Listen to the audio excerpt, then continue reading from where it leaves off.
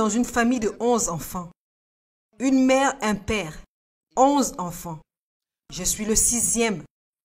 Juste au milieu, je suis né dans une île de 11 km de largeur où je vis encore.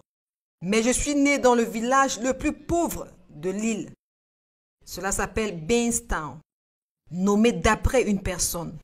Je suis né dans une maison en bois sur 4 grands rochers, afin que les rats et les autres rongeurs n'y entrent pas. Eh bien, ils y entraient. Cette maison en bois contenait 2 chambres et une autre salle qui servait de cuisine, de salle à manger et de salon à la fois. C'était une maison en planches, comme on le dit aux Bahamas. C'était un logement pour les ménages à faible revenu qu'il fallait rafistoler chaque fois. Une chambre était réservée pour mon père et ma mère. L'autre chambre était pour mes 7 sœurs. Alors il n'y avait plus d'autres chambres. Alors moi-même et mes frères devrions dormir sur le sol en bois, sur un matelas que nous avions reçu de notre père et notre mère. Nous nous couvrions avec des draps sales qu'on lavait chaque week-end. Nous nous faisions ronger par des souris et des insectes se déplaçaient sur nos corps. Et les moustiques étaient nos meilleurs amis. Au réveil, il y avait des piqûres de moustiques sur nos corps. La plupart du temps, on n'arrivait pas à dormir à cause des moustiques. Nous vivions de cette manière-là. Et nous étions heureux parce que nous ne savons pas que nous étions pauvres. Toute autre personne était pauvre. Il n'y avait pas de comparaison. Je me souviens bien que mon père et ma mère nous disaient que nous devons étudier la Bible, peu importe à quel point la vie devenait difficile. Et ils nous enseignaient à partir de ce livre. Ils nous parlaient de Dieu et de Jésus-Christ et de ses sacrifices pour nous. Et en tant qu'enfants, nous avons grandi avec ces conditions-là. Et quand on devient plus grand, on commence à se questionner. Pourquoi sommes-nous pauvres? Parce qu'on commence à voir le style de vie des autres. Je me souviens qu'un jour, je pleurais devant Dieu à l'âge de 13 ans. Et j'ai dit, si tu existes, il faut que tu me parles et que tu me l'expliques. Et c'est à l'âge de 13 ans que ma vie a été transformée. Parce que cette nuit-là, à 3 heures, à l'extérieur, sur un sol poussiéreux, sous les étoiles aux Bahamas, avec des larmes qui coulaient sur mon visage, j'ai demandé à Dieu de m'expliquer pourquoi nous étions pauvres. Sa réponse était simple. Il a dit à cause de votre pensée. Cela a entamé un voyage pour moi. J'avais soumis ma vie à Dieu cette nuit-là. À l'âge de 13 ans, je n'ai plus jamais fait demi-tour. À l'âge de 13 ans, j'ai mis sur papier tout ce que je voulais devenir et faire. Aujourd'hui, je suis en train de faire ces choses. Et quelque chose s'est passé entre dormir au sol et voyager dans mon propre jet aujourd'hui. Alors, ce qui s'est passé, c'est que j'ai eu une transformation mentale. Rien ne change jusqu'à ce que votre pensée change. Vous pouvez changer de vêtements et garder toujours la vieille pensée. Vous pouvez changer de localisation et toujours garder la même pensée. Vous pouvez changer de maison et toujours garder la même pensée. Rien ne change jusqu'à ce que votre pensée change. Et pendant cette aventure en tant que jeune homme, j'ai commencé à lire la Bible à l'âge de 14 ans. Mesdames et messieurs, je suis sérieux à ce sujet. J'ai lu ce livre à l'âge de 14 ans. J'ai lu le livre tout entier et je ne comprenais rien. Parce que la Bible est un livre très compliqué et je ne l'avais lu que dans la version King James, ce qui est encore pire. Mais je l'ai lu parce que je voulais savoir ce que Dieu a dit à l'homme. Quand j'avais 15 ans, j'ai encore lu la Bible tout entière. Et j'ai commencé à la comprendre. À l'âge de 16 ans, j'ai commencé à mémoriser des passages de ce livre. Et mes notes à l'école sont parties de faibles à excellents. Je suis devenu un élève excellent à cause de ce livre. J'ai fini premier de mon école, au lycée, grâce à ce livre. Il m'a appris que rien n'est impossible. Alors ma vie tout entière a été changée parce que je me suis nourri de nouvelles informations provenant de ce livre-là, ce qui a changé mon concept de moi-même. Et j'ai découvert des choses comme ceci. La plus grande tragédie dans la vie, ce n'est pas la mort. Certaines personnes pensent que lorsqu'une personne meurt, c'est la pire des choses qui puissent lui arriver. Ce n'est pas vrai. J'ai découvert que la plus grande tragédie dans la vie n'est pas la mort, mais c'est une vie sans objectif. C'est plus tragique d'être en vie et ne pas savoir pourquoi que d'être mort et ne pas connaître la vie. Parce que lorsque vous êtes en vie, vous devez expliquer ce que vous faites de vos heures, de vos minutes, de votre énergie, de vos talents, de votre temps. Vous devez expliquer pourquoi suis-je ici et qu'est-ce que j'ai fait la semaine dernière de ma vie. Plusieurs personnes vivent comme une expérimentation. J'ai découvert qu'il y a 5 questions que chacun doit se poser pour avoir du succès. Je l'ai découvert quand j'avais 15 ans, écrivez-le. La première question à laquelle chaque humain doit répondre pour avoir du succès sont les suivantes et chacun d'entre vous dans cette salle va devoir répondre à ces questions. Question numéro 1. Qui suis-je?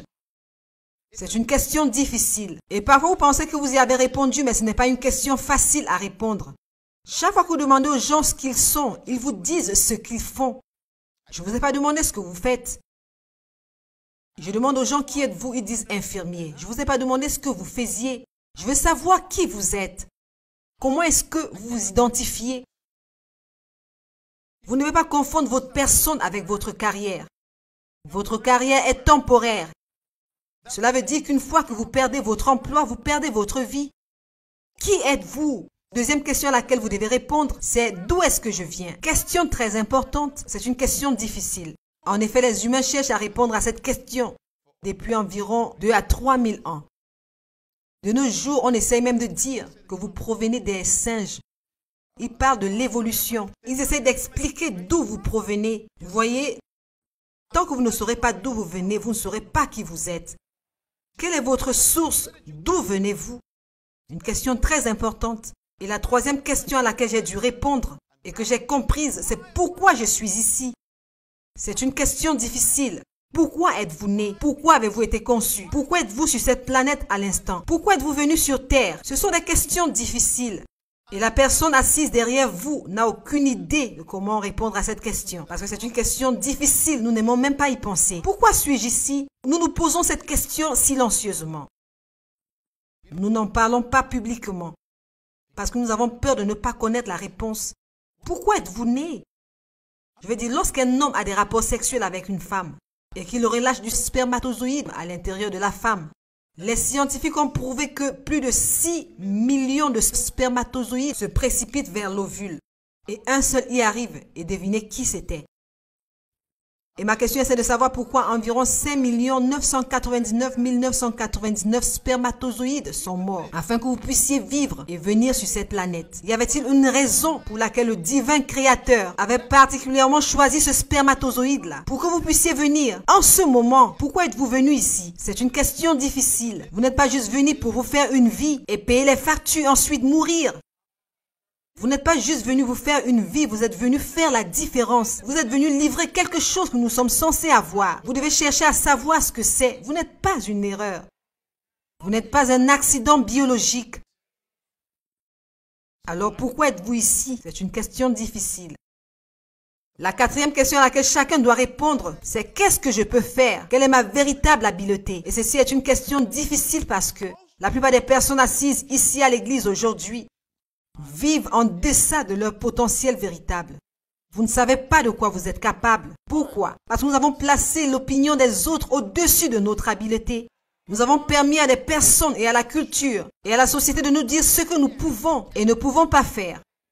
J'en étais victime. Il y a des années, il a fallu que je sois délivré des gens.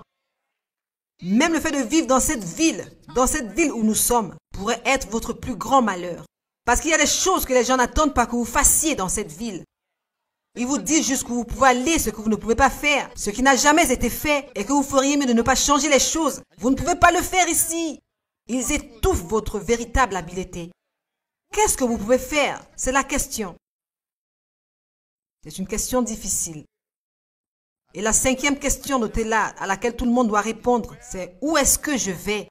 Celle-ci a à voir avec votre destinée. Où allez-vous avec votre vie? Où serez-vous dans les 10 prochaines années? Qu'est-ce que vous voyez pour les 50 prochaines années de votre vie? Que voulez-vous faire avec vous-même dans les 40 prochaines années? Qu'est-ce que vous voyez dans votre vie pendant que vous pensez à votre destinée? Qu'est-ce que vous comptez devenir et faire dans votre vie? Ou alors vous attendez tout simplement votre prochain salaire? Votre vie est-elle aussi assurée que la prochaine facture que vous allez payer? Y a-t-il un sens de la destinée dans votre vie? Dieu m'a fait asseoir ici pour vous parler, pour vous faire comprendre que vous n'êtes pas juste ici à cause d'un fantasme passager. Vous êtes venu sur cette planète parce qu'il y a quelque chose que vous devez faire et qui n'est toujours pas fait. Dis à ton voisin, je suis chargé. Dis-le encore, je suis chargé. Dis-le encore, je suis chargé. Écrivez ceci s'il vous plaît, très important. Vous avez été créé pour mener une vie avec signification et vous n'êtes pas une erreur. En effet, à moins que vous ne découvriez la raison personnelle de votre vie, vous ne serez jamais accompli. Vous êtes né, monsieur, pour accomplir quelque chose d'important dans ce monde. C'est pourquoi je suis convaincu que chacun d'entre nous a été créé pour un but, équipé de potentiel et conçu pour une destinée. Je suis convaincu que vous êtes rempli des choses qu'on n'a pas encore vues. Et vous êtes coincé par la peur des gens. En effet, l'un de vos plus grands tombeaux, ce sont vos emplois. Rien ne peut vous enterrer plus rapidement qu'une carrière dans laquelle vous êtes coincé. Vous êtes né pour faire quelque chose dont le monde a besoin. Et c'est pourquoi, à moins que vous ne découvriez votre but, vous ne serez jamais en même de maximiser votre potentiel. Je vais vous l'expliquer en quelques minutes avant que nous ne partions. Votre but, madame, est la chose la plus importante à découvrir par vous-même. Parce qu'une fois que vous découvrez votre but, automatiquement, vous découvrez votre potentiel. Et lorsque vous trouvez votre but et potentiel, vous êtes instoppable. Aucun jugement humain ne peut vous toucher lorsque vous découvrez votre but dans la vie. C'est pourquoi vous et moi devrions nous rencontrer ce soir. Il a fallu que je voyage toute la journée de mon pays pour arriver ici. Parce que Dieu est en train de dire, je vais vous établir cette année. Je vais vous libérer cette année. Je vais vous ouvrir cette année. Cette année, vous allez vous engager dans des choses auxquelles vous n'aviez jamais pensé. Cette année est votre année d'expansion. Dites expansion. Dites-le fort.